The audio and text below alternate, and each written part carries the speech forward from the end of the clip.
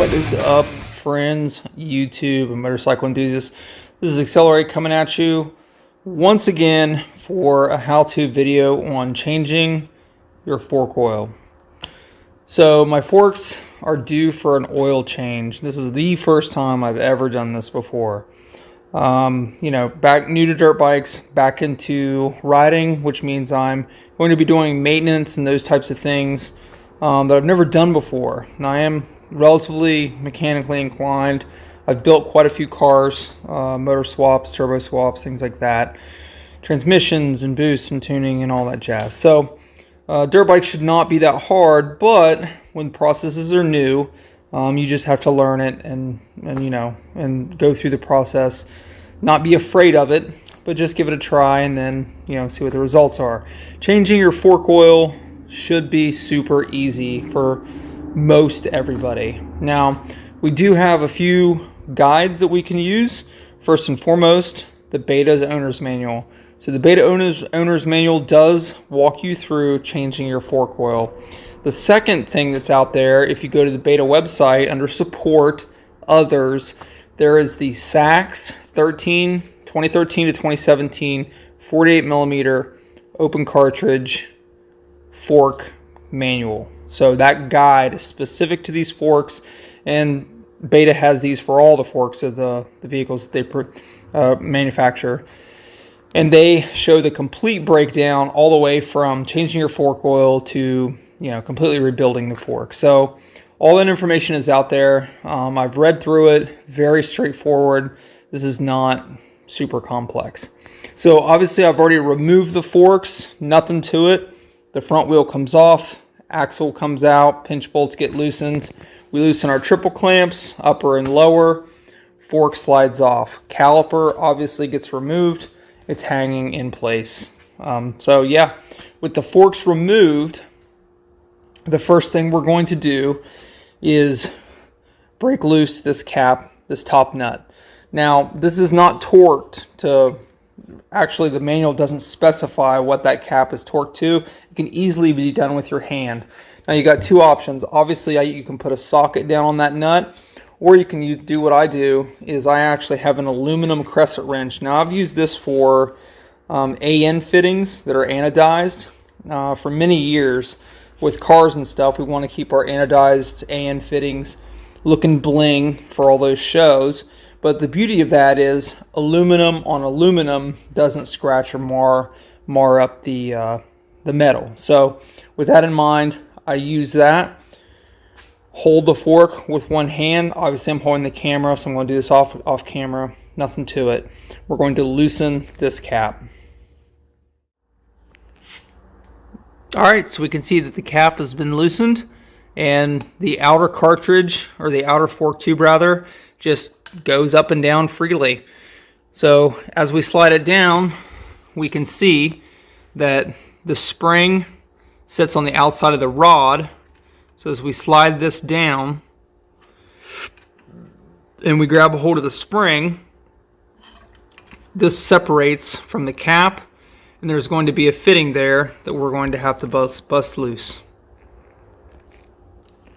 So as I'm holding the spring down and the cap up, we can see that there's a fitting there, and I'm going to have to get a wrench on that, because to get the cap off of the rod, you need to spin this without spinning the rod. So we get a wrench on that.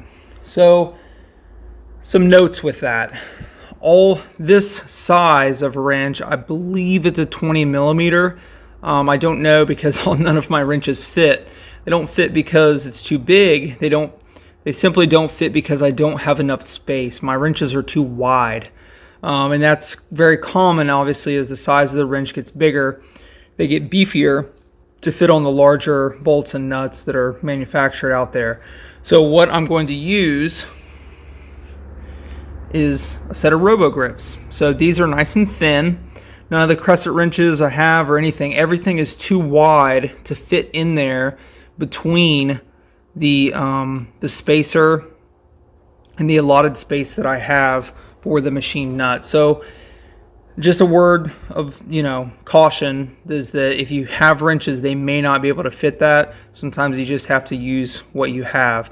Now, with these, I'm not going to be torquing this very much. I'm very hesitant, obviously, to use pliers on my fork, on anything to do with a fork. However, this cap is only torqued to 10 Newton meters. So that's the factory spec. So whenever I torque it back 10 Newton meters, when it comes off 10 Newton meters, I will be very easy with it. I did it already with the other fork. It's already been drained and the fluid changed. So no issues there, but just a word of caution that that you may run into issues with wider wrenches to fit that. So I'm going to go ahead and use the grips, clamp with the spring pulled down and the bushing up, clamp that fitting, and then put a ratchet on this to break the cap loose. Once that is done, the spring will come off. So let's do that.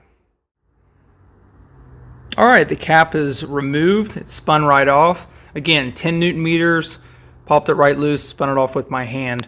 Now the pliers are still on the fitting, so all I'm going to have to do is loosen the spring, and there you go. Now the rod is obviously falling down in because the rod attaches to the cap. Without the cap, it slides all the way to the bottom as such. So next thing I'm going to do is I'm going to put the fork up on my vise so that I can work with the fork and the fork tube in a stationary position. Okay, so with the cap itself, just a word of caution. If this comes apart, you can see how it goes. There's the cap.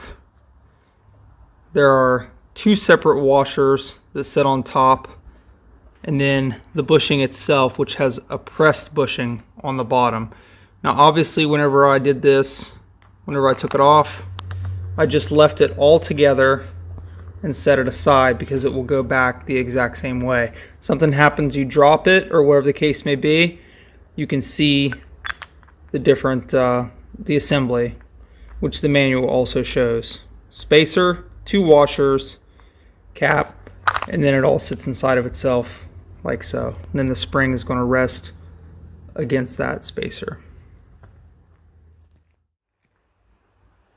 All right, I have the fork tube in a vise. I chose to clamp the caliper side just to, keep my pinch bolt side from getting grooves in it. Even with a rag in the vise, you got to be really careful because this is aluminum. So the spring is now just going to be lifted up and out. Trying to not get fork oil everywhere. Spring will be set aside. And now we have the ability to take the tube and turn it over, and I'm going to dump it into the used fork oil into my measuring cup. I just like to see how much was in there previously, and then obviously I'm going to measure and do all that whenever I reassemble, but I can see it in a nice clear container as opposed to a black bucket what the oil looks like. So I'm going to break this loose, put my finger over this because the plunger will the rod will kind of come out whenever you tip the whole tube, the outside tube upside down to get the oil out of it, and just keep it from coming out and ultimately hitting this and dumping it over and all that jazz. So with this, we really want to make sure we get all that old nasty fork oil out of the fork tube. So I'm going to spend some time dumping it over, laying it on its side for a couple minutes, and then dumping it again. You think you have it all out, and then it just keeps coming and coming and coming. So you want to get all that stuff out of there as much as possible because we're going to replace it with nice new fresh oil. All right, so the fork is drained, and I drained it once again into my measuring cup, and she is grimy. So I did a little mark there. My measuring cup doesn't quite go all the way to the top, but it looks like about 550 cc's. That's my guess, around there. So the other, I actually put a mark on my cup because the other fork had virtually the exact same amount of oil in it. So that's good. That means that one of them wasn't leaking, or whatever the case may be. If maybe I had a seal leak, it was slowly dropping oil out of it. So both forks seem to be at the exact same level, which is good. So now at this point, now that I've drained all the fork oil out of the tube, I'm going to mount the fork back into the vise and then measure out the new oil and put the new oil in. Alright, so I'm using Maxima 5-weight oil for the fork oil. I was going to use Motul, but I ended up getting a bad quart, and then I didn't want to wait for shipping in the other one, so while I was at Cycle Gear, I went ahead and got some Maxima 5W fork oil. Good reviews overall, so I don't foresee any issues there. So I've measured out 550 cc's or milliliter. cc equals milliliter, in case anybody was wondering, onto the measuring cup. So per the manual, it essentially says to pull the plunger out, dump in about 2/3 of the oil, work the action of the oil or of the plunger, and then to dump the rest of it in. From there, I'm going to bleed the system, and we'll talk about that once I get the oil in. Alright, so I've dumped all the oil in.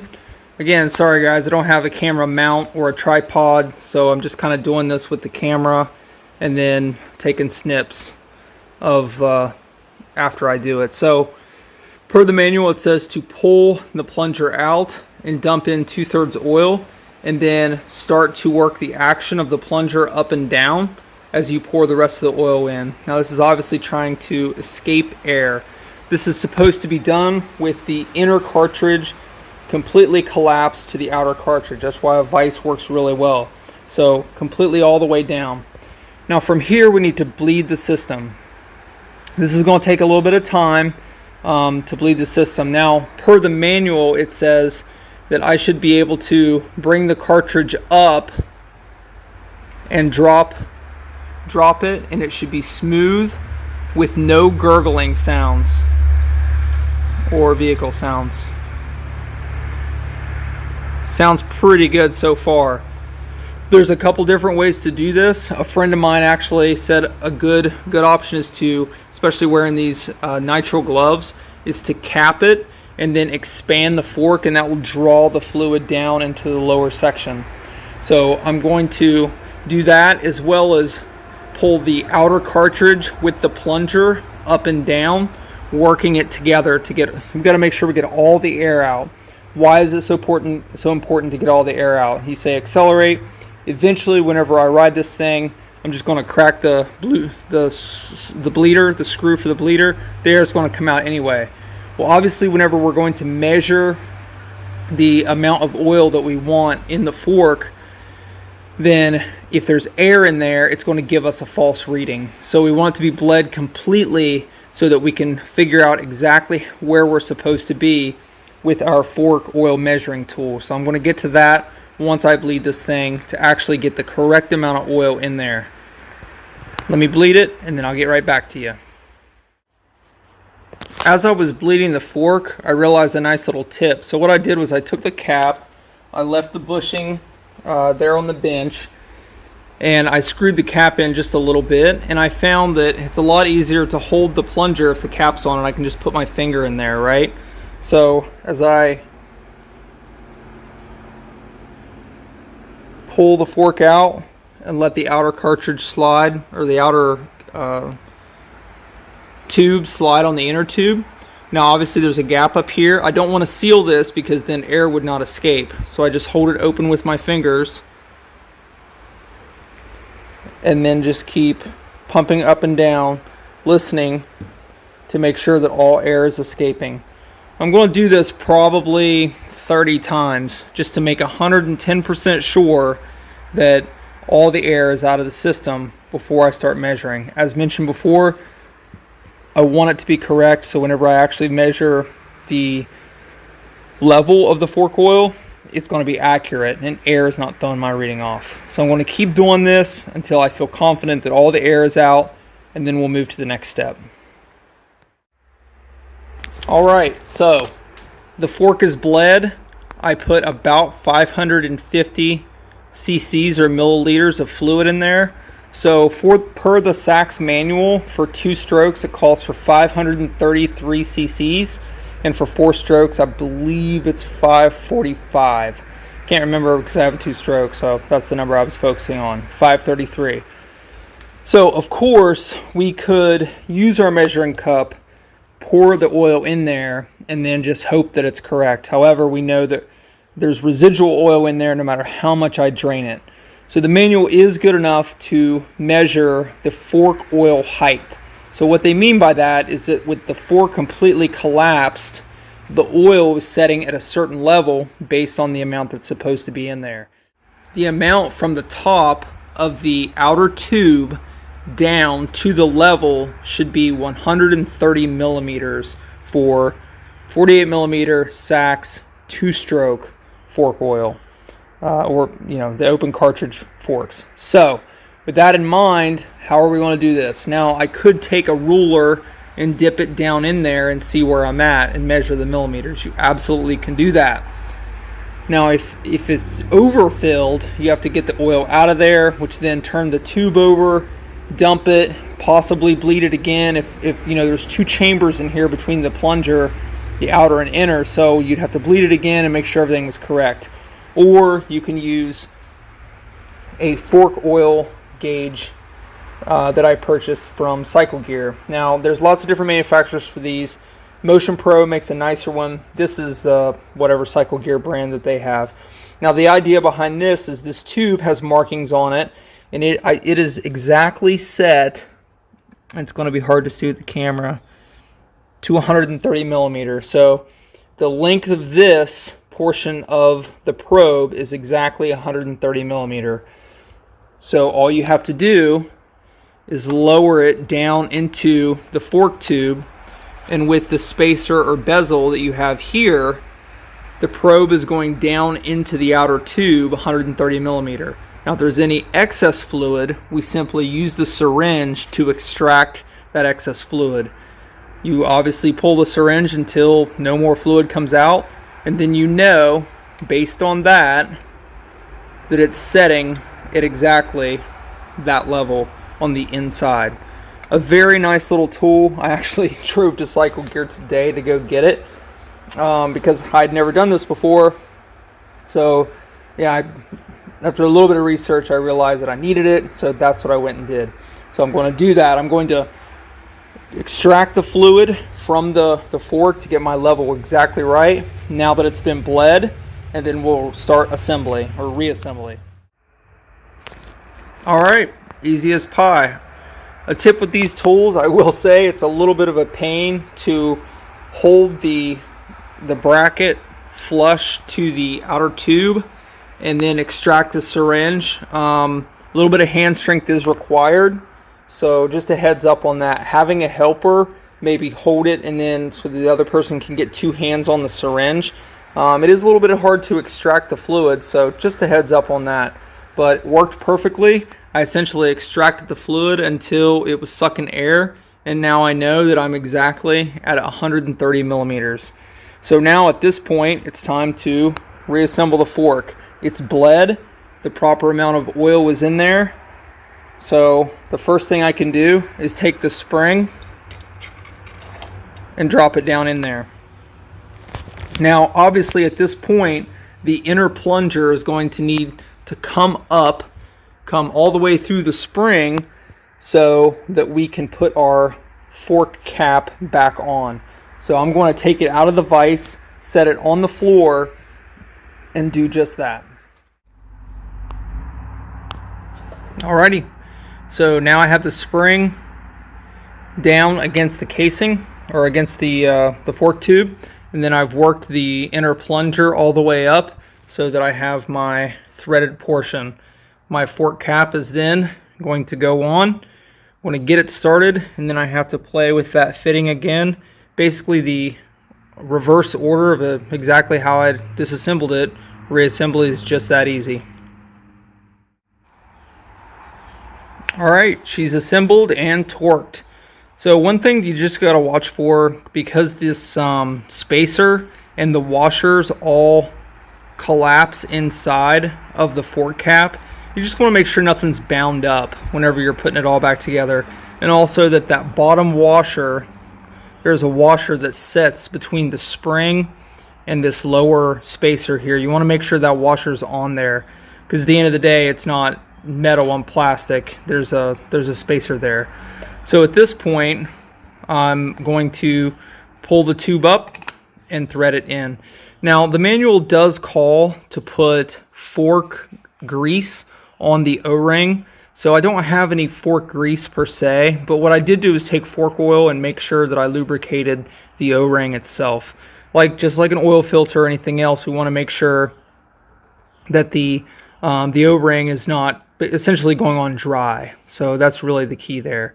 Now, as for putting the fork tube back together and tightening it, so the manual does not specify any specific torque rating for the tube.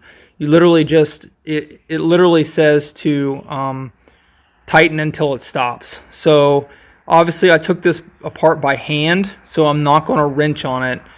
There is an O-ring for that reason. You know, it doesn't need to be super tight, so I'm just going to, whatever I can do by hand is what it'll be, not being sure not to over tighten it. Alright, both forks have brand new oil in them, so overall the process was pretty easy. A few notes that I didn't think of as I was doing it that I wanted to touch on again. So obviously with tools, you definitely want to make sure you have a torque wrench. This is a 1/2 inch torque wrench, mostly because the socket that I was using, but it does do, and I didn't have an adapter for a 3/8 ratchet, or the 3/8 torque wrench that I have. So it does Newton meters, so 10 Newton meters for the nut on the rod, and then hand tight until it stops for the fork top going to the outer tube. As for bleeding, again, I can't stress it enough, make sure that you bleed them over and over and over again. So for the last fork that I did, so this is the excess fluid that I put in there. It looks like it's about 60 cc's of excess, so it took a little bit to get out of there. Now, like I said before, the manual calls for 533 cc's in the fork itself, and I put my mark a little above 500 whenever I was putting new fork oil in. So what's going on? Well, more than likely there is residual oil in there, and if I extracted all the oil out of the fork, it would probably add up to that what's left over. So I'm very confident that I have the correct amount in there, and then they've both been bled thoroughly. I literally spend time bleeding and pumping over and over, but I'd rather do it right now than worry, have some weird handling issues later. So for tools, torque wrench, whatever it takes to get on that 20 mil, I believe it's a 20 mil, I can't remember for sure. But again, I ended up using these narrow robo grips just because my wrench wouldn't fit. And then of course the the fluid gauge level. So this is super important. Again, this guy was really cheap. Having a vise helps a lot, and yeah, at this point it's pretty much reassembly. So if you took the forks off, you realistically should be able to put them back on. Not too much to it, overall an easy job. Something my friend did mention to me, this is a fantastic time to grease those stem bearings, which is exactly what I'm going to do next. Grease the stem bearings since the forks are already off. It should be relatively easy to pull the triple clamps apart and grease those bearings. So I hope this has been informative for you guys. I hope I didn't miss any steps. Again, this is the very first time I've ever done this, and just reading the manual. The manuals are super helpful. taking my time, and then just going over the process and reading about it a little bit online. So hope you guys have a fantastic week. Looks like the beta is getting closer to being able to ride. I'm really excited about that. The plan is to get out there on 2 wheels, keep the rubber side down. You guys take care. This is Accelerate once again, signing off.